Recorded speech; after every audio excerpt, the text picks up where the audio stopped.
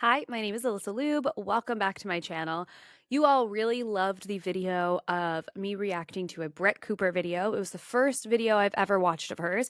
And in that video, she talked about how she made a video about why women don't want to date red pill men. And I was like, oh, I'm in there. That is something I have to watch. So that's the video we're going to watch today. I'm really curious to see how it goes because I saw one of the Fresh and Fit guys, I think it's Myron, also watched the video, and he said that Brett Cooper is completely wrong. So I was like, I wonder if I'm going to actually agree with her. In that first video, there were moments where I did agree with her. So I don't know. We'll see. I am really looking forward to this. So let's jump right on in. I'm also going to watch this video at 1.25 speed just to get through a little quicker because it is a 30-minute long video. Let's get into it. Brett Cooper's Why Women Don't Want to Date Red Pill Men. This is episode 69, girl. I also will be having a bit of a snack because it is lunchtime and I'm starving. We need to look back over the political landscape in the 21st century to see how we got here, and most importantly, what solutions we can employ to actually fix the situation. And most recently, in my opinion, it has been the Me Too movement and the lasting impacts of that really unfairly generalized men as predators, which led to massive reputational damage. Innocent until proven guilty was basically thrown out in the courts of social media, in the actual courts of law. Like, that has just not been a thing anymore. Miss Brett girl. Miss Brett girl. What I know we are not doing in this day and age is saying that the Me Too movement is the thing that pushed men away and radicalized men. That's so offensive. The Me Too movement served as an opportunity for women who've been sexually assaulted to speak up for themselves and get some justice in some way, shape, or form. Sexual assault is traumatic and it can ruin your entire life if you don't have the right support. 81% of women are sexually assaulted in their lifetime. And that number for men, by the way, is around 40%, which also deserves to have a light shown on it as well. Only 2 to 7% of the time are sexual assault claims found to not be true. So we're also talking about a crime that is vastly underreported. And part of it is because some people don't even know that they were a victim of sexual assault. You know, it was my fault I got too drunk. It was my fault that I was in a room with a person that I didn't really know. And, you know, it was my fault for kissing this person when I didn't know them that well. It's so easy for people to do that because the shame is embedded into our experience. And yet, 2 to 7% of the reported cases were found to not be true. I don't know any good man who is offended by someone talking about the shit. I think that's a thing to say. So far, not agreeing with Brett, and we're 2 minutes in. Was and still is this attack on toxic masculinity, which stereotyped, normal male traits like stoicism or assertiveness as being inherently harmful. And they even went.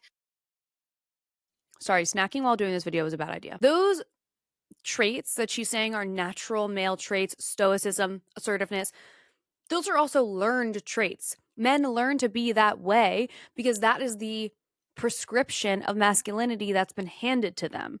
And also, like, what does that mean? What is a masculine trait? We've made that up. Like, this is a category of being, a category of lifestyle that we have made up. And then over and over again, I see people on the right who say that it is inherent to the way that men behave. We've had centuries of this is what a man should be imposed onto us. It would be extremely hard to untangle that web and find out if that was true. Oh, I disagree with her so much already, and we've just begun. To say that things like football and hunting and just like normal male hobbies were actually very toxic and we're hurting America and we're oppressing women. Women would say, F the patriarchy. We want to stamp out the patriarchy. You literally have women who say, I'm a lesbian because I don't need men. I don't want men. I could literally survive without them. We don't need them as Lesbians are lesbians because they want to women. Just to be clear. I say this all the time, you are the backbone of civilization. You are the backbone of families. We literally cannot exist without you. And interestingly, a recent British study revealed that nearly 50% of young men reported feeling that being a man is not a source of pride for them, which is just insane. That is the core part of your being. That should. It doesn't have to be the core part of your being. You can have pride from being a good parent, from being responsible, from being empathetic. Being a man, what does that mean?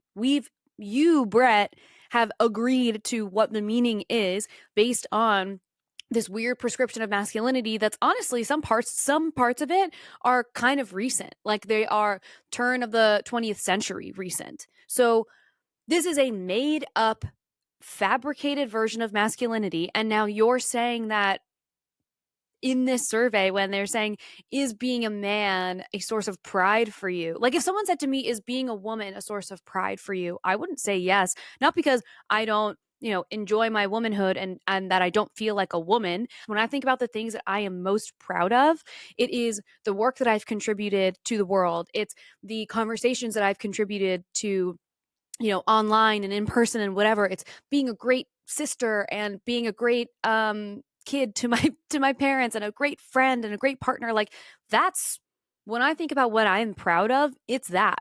It's not my womanhood. What the does that even mean? Another one said, social media is damaging to men's mental health as a society. We have an expectation of what a man should be. This puts pressure on men to live up to this expectation. So in trying to connect this with Yeah.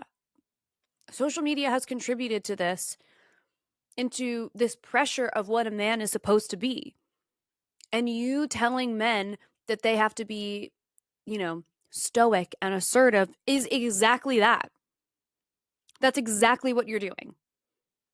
Huh? Like when we talk about gender fluidity and we talk about, down with the patriarchy and all this kind of stuff, it's like the patriarchy hurts everyone. Masculinity has ways of hurting people. And there are ways where, you could argue it's beneficial, but there are ways where it absolutely is hurtful. And part of it is the implication of what these young boys are meant to be, what they are ought to be, instead of who they truly are, which you don't allow them to explore when you have prescribed this idea to them. I think that there's a perspective shift that can be offered in this that is being completely looked over. current events, it's like, yeah, no wonder young men moved to the right. No wonder in 2024 young men came out in droves for Donald Trump and J. Which, yes, I will agree. And I'm putting the snack away. I can't eat while doing this. I will agree that the political climate, the social climate, the conversations that happen online, yeah, it's not really surprising that men are being red pilled, that they're going out for Donald Trump in droves. Like I think that there's absolutely an argument to be made there. I made an entire video about it. You can watch. It's called Men Let's Talk, I think. I want to have this conversation with men because I don't understand. And I'm not a man. And so I don't know what the experience is like. So in that way, I do agree with her. I think that men do feel disenfranchised. I think that they feel a little like they've lost a little bit of the direction that they may have had in the past because some behaviors are viewed as not being acceptable anymore. And we have not done a great job of laying out what the new behaviors that are acceptable. D. Vance, who, they might not be perfect men, but they are men who seem to be proud of being men. They are manlier men who have families and seem like Donald the heads Trump. of their households. Young men can look up to Donald Trump is a manly man? Ugh. Also, JD Vance has literally done drag. Which, like, amazing. I'm so happy for you. I hope that was a fun experience. But they also have then turned around and invalidated the experience of other people who do exactly those same. Like it just, huh? It's the reason why UFC has absolutely blown up. It's the reason why the male podcasting space is dominating right now because they are speaking to multiple generations of men who've been ignored for years. Kind reminder that 2/3 of podcasts are hosted by men. 2/3 of all of the podcasts that exist are hosted by men. So something to think about. Happens to be on the right because, who are they going to look up to? On the left, like Tim Walz with his jazz hands, Pete Buttigieg on his little bicycle with his husband. No, those are not the role models. Why are they not the role models? This is the problem. This is exactly the point, Brett. Why can they not be the role models? These are people who stand up for the people around them. I can't think of anything more manly than that, wanting to protect others, regardless of their sexual orientation, or actually because of their sexual orientation, protecting other people. You want to talk about when men are assertive and when they're manly men and whatever. The Tim Walz, Pete Buttigieg, these are people who are wanting to have equal protections for people, equal opportunities for people, creating that space for people. That is, huh? I'm going to say, huh, like I should sort of, counter because what? Really? Why can't, this is the problem, actually. Why can't those men be examples to young men? Why can't they? The reason why they cannot be is because you and your group of cronies have decided that that's not what manly men should be like. But you decided that. And you continue to decide that every single day. I would love so much if I had a son and they looked up to Tim Walz and Pete Buttigieg. Way far more than if I had a son who looked up to JD Vance. Are you insane? That man has no morals, has no values. He literally talked about how he would never be a Trump guy, ever. And now here he is, his vice president. That's a person that you think other people should look up to? No backbone. Really? that these young men are craving after decades of being told that they are less than. We're going to see the consequences of young men who fell through the cracks, which leads us to the creation of the red pill man. Because if you talk about them, if you tweet at them, I feel like they're going to end up in this comment section. They're going to like pop out to like talk about their values, whatever. And these men, in my opinion, view modern feminism as a societal evil whose express goal is to oppress men. They believe Yes, that they women do. hold unfair power in today's culture, which is definitely true in our modern.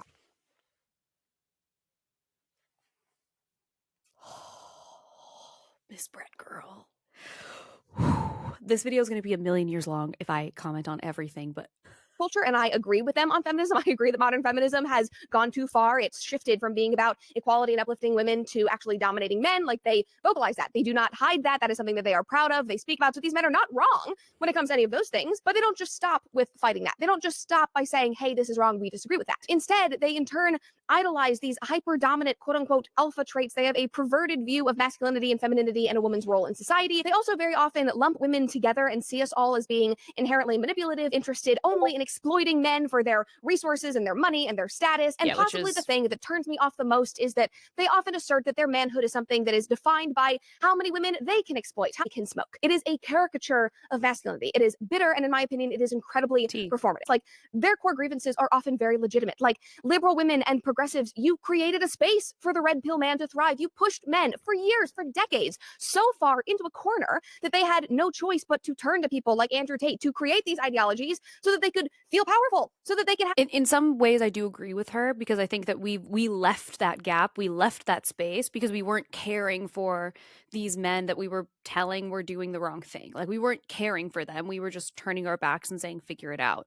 And, you know, you can do that to some groups of people and they will figure it out. And for some of these young men, they chose the path that was going to have the least resistance, which was a group of people who are going to tell them that nothing is their fault, you are powerful, and you can do whatever you want. That gap was created by both sides. I don't think that it is something that the liberal community should be owning, and I certainly don't think that feminism is the reason why. I think all of it has contributed, but to say that it's one thing is so ill-advised and like lacking nuance as usual. I think a part of it is we as a group did not do a good job of explaining that masculinity and strength more often come from vulnerability and empathy than they do the brute force of someone like Andrew Tate, or Andrew Wilson or whatever, where there's like so much violence in their language and ignorance and just degradation, where when you look at somebody, I mean, I'm going to use the examples that she used, like Tim Walz, for example, who was a principal at a school. He cares for children. He did a job that wasn't going to pay him as much as it would have had he worked in like the stock market, but he was passionate about that job. That's a job that requires being an empathetic person. He cares for the people around him. Why is that not the gold standard of masculinity? Caring for others. Why is the gold standard for masculinity for this group of people preferred to be Andrew Tate and Andrew Wilson? You know, and this is something that I don't really have the answer to. I'm trying to open up the discussion around what that might be. And in my opinion, what it feels like, from my perspective, is that it feels like the path of least resistance. It felt the easiest. It felt the most fun. And it also is a community of people who are telling you you don't have to be responsible for anything. So, Yeah, in that case, it's like, duh, of course that's what they chose. And I'm sorry, but the result of all of that, what this has become, is a major turnoff for women. Even women who might share your values or politically agree with you. Because, like you, didn't want to date a feminist woman who hated you for your manhood and just hated your basic identity and wanted to take advantage of you through sex. Women also are not going to want to date men who are assholes and hate them for just being women. And I really think that a lot of these men online that we see just Yes. generally don't like women. Like, I read their posts, I'm like, have you ever, like, Yes. been friends with a woman? Like, have you ever had Right. any like moment of enjoyment with like a female, a person of the opposite sex? Because based on what you're saying, it seems like you just don't like us. According to 19-year-old Liza, who's dating someone in his 20s and sat down with the outlet, more often than not, it would end up in a straight up argument when he started saying that Andrew Tate makes good points. Her boyfriend now, this older guy, is quote super chill, a feminist, and weirdly, so are most of his mates. He missed all of the manosphere stuff and it shows. So now, unfortunately, because of all this red pill bro stuff, women are being pushed even further into the opposite direction, into the welcoming arms of these older, chill feminist bros with their chill, older feminist bro mates. But of course, Unfortunately, that sounds great. This woman sounds happy. Why is that unfortunate? She sounds happy. She sounds happy, and this person cares about her. Why is that unfortunate?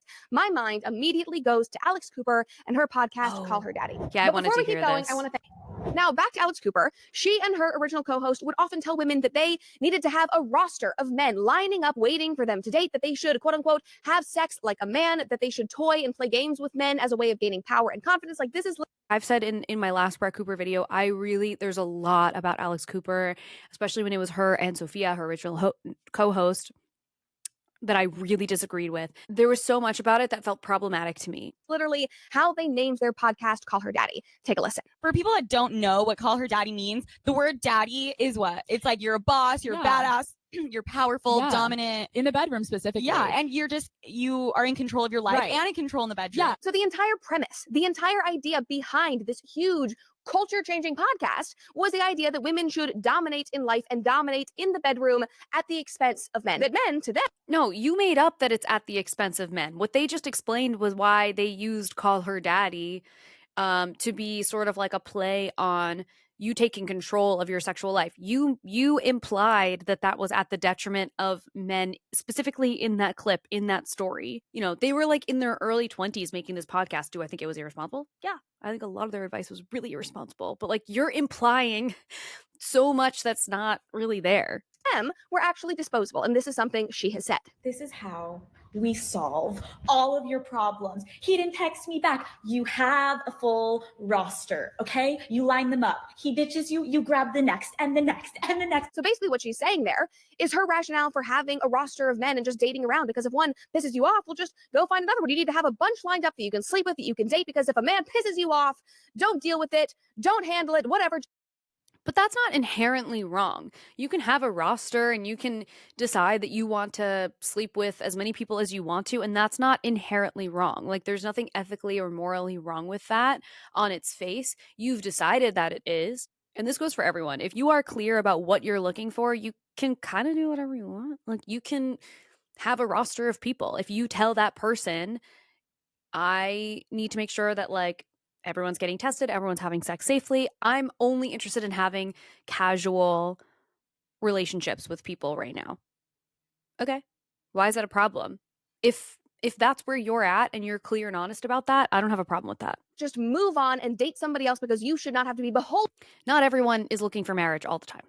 to this awful man who was giving you the ick or doing something wrong, because they are just disposable. Like, her ideology was based on the fact that men are pigs, so women should be pigs back towards them. Like, we should get back at them. And now, years later, this podcast has been around for over 5-6 years now. Finally, now that she is older, maybe a bit more mature, she is married, she's talking about having kids, she is finally comfortable saying the quiet part out loud, that yes, in fact, she wanted to punish them. This is a recent clip from her interview on the Armchair Expert podcast. Take a listen. Did you want to punish them? Kind of. Yeah. And then when I finally got to a point where I changed my hair and changed my skin and all of the things, when boys were drooling over me, and I was just like, oh, I hate you. I mean, at least she's honest. That is sort of a good thing. But it is no wonder that now men are responding by basically doing the same thing to women. Men were villainized by these women for just doing tit for tat behavior we're not getting progress in that way. If Alex Cooper is saying she was trying to punish the men, she is responding to their bad behavior first. Alex was not really the one starting the conflict. It was in response to bad behavior. So, you know, I don't know that it really matters that much, but maybe it's worth saying. I do agree that, like, this punishing each other is not, obviously that's not going to give us any sort of progress. Normal man things. Women blew their behaviors out of proportion, called them toxic and manipulative, said that the patriarchy was this awful thing. And now it seems like a whole group of scorned men, understandably scorned, who have been hurt and shamed for years, has had enough. And they're going, fine, we'll just become that and we'll do all of these things to get back at you. So it is. So, but it's also like, okay, then they get to take responsibility for that. In the same way that you're trying to hold Alex responsible for wanting to punish the men also get to be responsible for wanting to turn around and punish those women right back. It's the same thing. If you're holding her accountable, you have to be holding them accountable also. This endless cycle. And I'm sorry to tell you guys, but two wrongs do not make a right. We are now basically in a washing machine of chaos and bad behavior, and they're only contributing to a greater divide and distrust and a dislike of the opposite sex. That is the undercurrent that runs under all of this, is genuinely just disliking people of the opposite gender. And Billy Ray Brandt, who is a great video creator who actually used to make red pill content, she broke down this problem here. Let me tell you about my biggest issue with red pill influencers. I used to think they all wanted to defeat feminism, but now I'm just realizing that they use feminism as an excuse to encourage negativity and toxic behavior amongst men. They bitch about women being hoes, but encourage men to be more promiscuous and create more hoes. They nihilistically claim that modern women are completely irredeemable. And rather than encouraging men and women to go change their ways and right the wrongs, they just bitch and moan while collecting a paycheck from the angry, hopeless men that they create. It's all bitching with no solution. And I've spoken highly of these guys in the past, and was certainly inspired by many of them to join an important fight. But my patience and admiration is starting to disappear. Feminism is fundamentally evil, and I'm not going to concede to living a I liked the other things she was saying. That's just so, saying feminism is fundamentally evil is a red pilled thing to say, but life where we allow it to exist with no opposition. I mean, she did not mince words. And everything that she said about the red pill bros, about this community of guys, these attitudes, you could also say that about feminism. You could say that about Alex Cooper. No, you can't say that about feminism. You cannot say that about feminism, because the red pill movement is inherently violent. It is inherently which, you know, she would turn around and tell me that feminism is violent, I feel like. So it's sort of like we could do this all day and like go back and forth. But wanting people to have equal rights and having women decenter men from their lives is not the same thing as Andrew Tate going on a podcast. And I don't want to hear from anyone that this clip doesn't exist, because I saw it with my own eyes. It's not the same thing as Andrew Tate sitting on his bed talking about how he controls the women around him and how if they're stepping out of line, he literally like motioned this headlock and was going like this, like, you know, punching this hypothetical pretend woman. That's not what women are doing. That's not what feminists are doing. But that's what these guys are doing. They are bringing OnlyFans girls on the podcast and calling them whores and sluts to their faces. That's not what feminists are doing. You're using Alex Cooper, freshly out of college, on a podcast supported by goddamn Barstool as your barometer for what all feminists believe. Now, the final question and the most important question is, how do we fix this? Where do we go from here? Well, I have messages for both men and women here. Now, women, you need to know that men are not monsters. Not all men are bad. And if you respect yourself and you hold yourself to a higher standard, an amazing man will come your way. That is kind of like how the world works. If you put it out there, you will receive. So build up and encourage masculinity. Do not mock it. Learn to love and appreciate men for their quirks and their silliness and their interesting senses of humor. Like, encourage the men in your life to be leaders. And okay, so where I will agree with her is to put a little effort into being understanding of people. Obviously not if they're putting you in an unsafe situation or insulting you or degrading you, etc. There are going to be men out there who will be a good fit for you if that's what you want.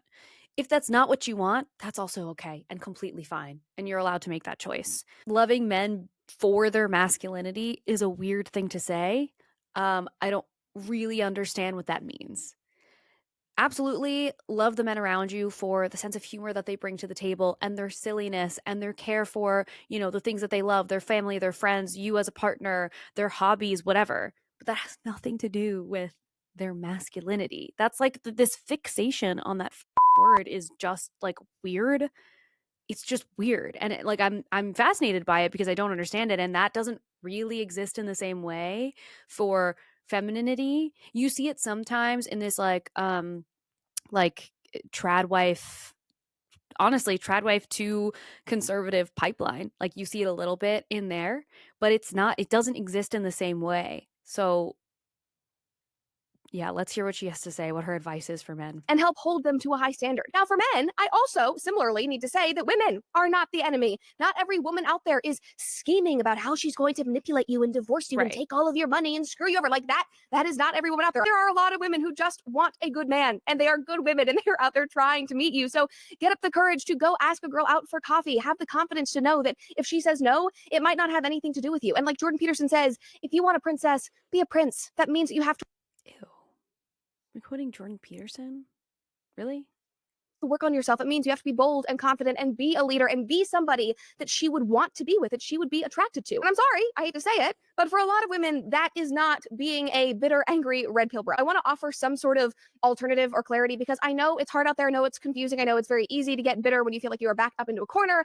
And so I want to share something with you that was just so wonderful to hear. Father Mike lays out the problem that our culture basically just gives men two options. The option of being that chill feminist bro who is just meek and mild and weak and a slacker, or the other option is someone who is a brute and uses his strength tyrannically, which he says is akin to this whole red pill ideology. And from there, he says, you might think that Jesus would want you to be the meek and gentle man rather than being the tyrannical brute, but really it's neither of these options because what culture is presenting you with, neither of them are good. What God wants you to be, how you are designed to be, is a man who is strong enough to care and serve others, but that first requires taking responsibility and ownership over your life. Yes, agreed. But you are deciding that someone like Tim Walz and Pete Buttigieg are not doing that they are not taking responsibility, that they are not, exhibiting some, like, I don't know why you're obsessed with them being like, I don't know, what did she say? Like strong forces of whatever the you're Tim Walz was running as a vice president. You've decided that those are not masculine men when in reality, your perception of masculinity is what's weird. That is what is weird. Like you just made up this whole thing and now you're saying that these men are meek and that, what, and then you're saying that Jesus wouldn't have wanted that when his whole thing was caring for others. His whole thing was empathy. So like, and then from there, he says, you can then serve and take care of others, which we see in pack animals all the time. And I love that this was the analogy that he used. Take a listen. The alpha male of the group was the one who took care of the others. The alpha male, actually, in the wild, the alpha male was the one who served, the one who made sure everyone had food, the one who made sure everyone had protection, the one who made sure everyone had shelter. In fact, does that not sound like Tim Walz? Does that not sound like someone that you were describing as being like a weak, wimpy feminist? How are you not seeing that? I remember a psychologist describing this and saying that women aren't attracted. This is for the guys, like I want to be alpha. Why? Because I want to be the one who gets the girls. Women aren't attracted to that dominant personality, aren't attracted to the alpha. What they're attracted to is what he called competent generosity. And like I said, I've gone back to this homily for the last. So this whole thing about generosity is actually documented in research where you can see that what is actually the currency that people are most attracted to and what is actually the biggest measure of status is generosity more than this like appearance of strength. It's generosity. You should be someone who is good, who takes responsibility for not just your life, but for others, who can care for others, who can protect them and treat them with decency. It really just goes back to that. Women like that are out there. Women like Nara Smith, as I said in the beginning. Women like Hannah Nealman of Ballerina Farms, who openly praises and expresses gratitude for her husband, despite the women online who consistently tell her that she is oppressed and trapped in this marriage. I was just going to say she's a victim. Said, Daniel, my husband, is so good at just being a steady rock and just being that constant for me. He doesn't ever get entangled with the ups and downs of social media. He's just like, no, we're doing our thing. It's not about them. It is about us, and we're going to keep doing what we love and sharing. These are incredible marriages. And I love that they are putting that out in the world. And I'm just letting you know that there are women. I think it's interesting that the two examples that she chose were Ballerina Farm and Nara Smith. And these are both people who are part of fundamentalist religions and that are like very specifically trad wives. So I think that's, it's interesting that those are the people that she chose. There are many people who are like in really beautiful, healthy relationships and don't have the obsession with the gender roles, but I don't know, maybe she chose them because they are sort of controversial figures. And also, for what it's worth, when you look at someone like Nara Smith and her husband, Lucky, they're such like cartoon characters, but when you look at them, one of the things that like stands out to me the most about their relationship is how affectionate they are towards each other. You see him taking care of his children very often. And the people who are feeling disenfranchised by what's happening between this whole gender war crap, they're going to look at someone like Lucky and say that he's not a man. Meanwhile, he has this beautiful family. So it's funny to then use them as an example for this community of people who will not accept that as an example of true masculinity and what they should aspire to be. Women. And I'm here to tell you that traditional values, settling down, finding somebody that you love, being monogamous, getting married and having children, those values, they are not oppressive. In my experience, they have actually been the most freeing and empowering part Of course, of my they're not life. Men inherently and women oppressive. have their distinct but equal roles in the relationship. It is designed to be this beautiful compatibility. Do not feed into these caricatures of manhood or womanhood that seek to put us all in boxes and pit us against each other. So put down your phone, log off of X, get off of TikTok, go touch grass for the love of Pete, and find somebody that you love being around, that you believe you can build a life with. Do not let social media or the world around you make you bitter. There is so much hope. There are so many great people out there who are striving for greatness and goodness. And I promise you, if you take responsibility for yourself, if you build a good life and surround yourself with great people, that person will find you. Okay, that was another Brett Cooper video. The overall point I actually agree with, and that seems to be where she and I land frequently, is I agree with the overall point. It's these little pieces along the way where I'm like, hold on, what? You know, and it's like, I think in some world, it would actually be really interesting to have a conversation with her. There's a lot more that we have in common than she would assume, like, you know, from her position, and like me as a person who works in sex education and is liberal and would define myself as a feminist. Like, there's a lot more common ground there than there is things to disagree upon. And it's just these little pieces of it where I want her to have a conception of a perspective shift in that. But overall, I think this video was a net positive. I don't know. What do you guys think? Let me know in the comments.